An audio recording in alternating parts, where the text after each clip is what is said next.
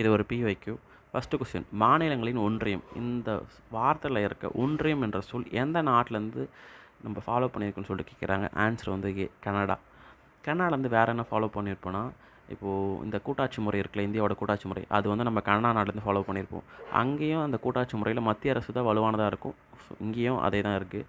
அதே மாதிரி மத்திய அரசால் மாநில ஆளுநர் நியமனம், இந்த முறையும் வந்து நம்ம கனடாலேருந்து ஃபாலோ பண்ணியிருப்போம். அதே மாதிரி எஞ்சிய அதிகாரங்கள் இருக்குல்ல, அது வந்து மத்திய அரசிடம் இருப்பது, அதுவும் நம்ம கனடாலேருந்து ஃபாலோ பண்ணியிருப்போம். எஞ்சிய அதிகாரங்கள் அதை பற்றி சொல்கிற ஆர்டிகல் 248.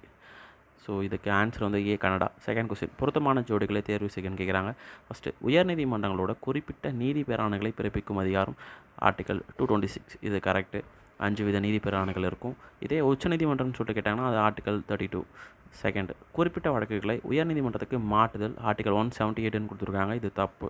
178 எதுக்கு வரும்னா, சட்டப்பேரவையோட சபாநாயகர், துணை சபாநாயகர் அவங்கள பற்றி சொல்கிறது தான் 178. ஸோ செகண்ட் தப்பு.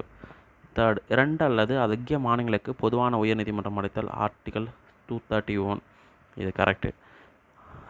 லாஸ்ட், உயர்நீதிமன்றங்களோட அதிகார பரப்பை இந்த யூனியன் பிரதேசங்கள் இருக்குல்ல, அதுக்கு விரிவாகம் செய்தல் வந்து ஆர்டிகல் 320ன்னு கொடுத்துருக்காங்க. இது 320 கிடையாது, 230 அப்படி மாற்றி கொடுத்துருக்காங்க. ஸோ இது தப்பு.